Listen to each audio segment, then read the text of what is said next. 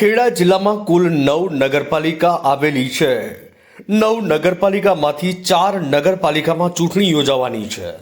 તો ખેડા જિલ્લાના સુપ્રસિદ્ધ યાત્રાધામ ડાકોર નગરપાલિકામાં પણ યોજાવાની છે ચૂંટણી। ડાકોર નગરપાલિકામાં કુલ 7 વોર્ડ આવેલા છે। એક વોર્ડમાં 4 એમ 7 વોર્ડમાં થઈ 28 સભ્યો નગરપાલિકાનું સુકાન ચલાવે છે। 2017માં 28 સીટોમાંથી 11 સીટ મળી હતી ભાજપને, ત્યારે 17 સીટ ઉપર અપક્ષે કર્યો હતો કબજો। 2017માં પ્રમુખના ઇલેક્શન સમયે ભાજપના 7 સભ્યોએ કર્યું હતું ક્રોસ વોટિંગ। 7 સભ્યો ક્રોસ વોટિંગ કરતા આ 7 સભ્યોને કરાયા હતા સસ્પેન્ડ। બાકી રહેલા 4 સભ્યો અને અન્ય અપક્ષ સભ્યોના વોટથી ભાજપે નગરપાલિકા પર કર્યો હતો કબજો। 2019માં ફરીથી આવેલા પ્રમુખના ઇલેક્શનમાં પક્ષમાંથી સસ્પેન્ડ કરાયેલા 7 સભ્યો અને તેમની સાથે અન્ય એક ભાજપના મહિલા સભ્યએ કર્યું હતું ક્રોસ વોટિંગ। 8 સભ્યો પર ભાજપે લાલા કરી પક્ષાંતર ધારા હેઠળ 8 સભ્યોનું સભ્યપદ કર્યું હતું રદ। 8 સભ્યોનું સભ્યપદ રદ થતા કરાયું બાય ઇલેક્શન। બાય ઇલેક્શનમાં 8માંથી 5 સીટ પાછી મળી ભાજપને અને 2019 થી 2022 સુધી અપક્ષ મહિલા પ્રમુખ મયુરીબેન પટેલે કર્યું નગરપાલિકા પર રાજ। 2022 બાદ ડાકોર નગરપાલિકામાં આવ્યું વહીવટદાર શાસન। ડાકોરના કેટલાય વિસ્તારોમાં ગટર બની છે માથાનો દુખાવો। ગટરના ગંદા પાણીથી સોસાયટીઓમાં તો કેટલીક જગ્યાએ ઘરોમાં ઉભરાતા જોવા મળે છે। તો રોડ રસ્તાને લઈને ડાકોર નગરપાલિકા અનેક વખત આવી છે વિવાદમાં। ડાકોર નગરપાલિકા વિસ્તારમાં જ્યાં જુઓ ત્યાં કચરાના મોટા ઢગ જોવા મળે છે।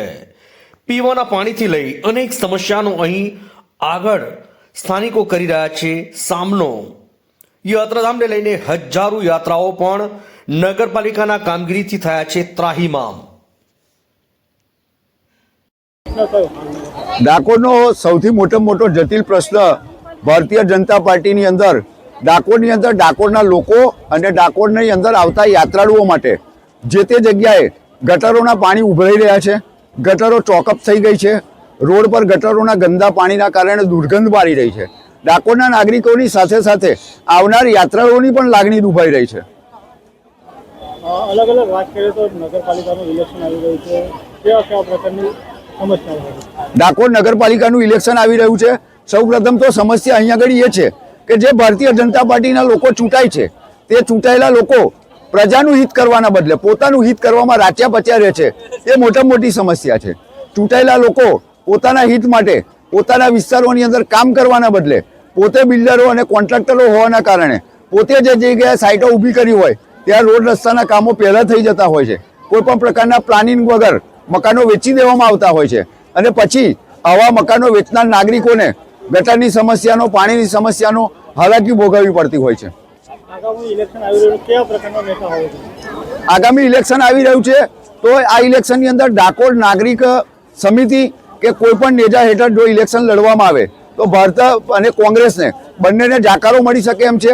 કારણ કે છેલ્લા કેટલાય વર્ષોથી ભારતીય જનતા પાર્ટી પોતે શાસનમાં આવે છે, પોતાના સભ્યોને સાચવી નથી શકતી અને ભાજપની સામે જે ઉમેદવારો ઊભા હોય એવા ચૂંટાયેલા લોકોનો સહારો લે છે। મતલબ કહેવાનો એ છે કે ભાજપ અને કોંગ્રેસની મિલીજુલી સરકાર જ્યાં સુધી ડાકોર નગરપાલિકામાં રહેશે ત્યાં સુધી ડાકોરનો વિકાસ અશક્ય છે।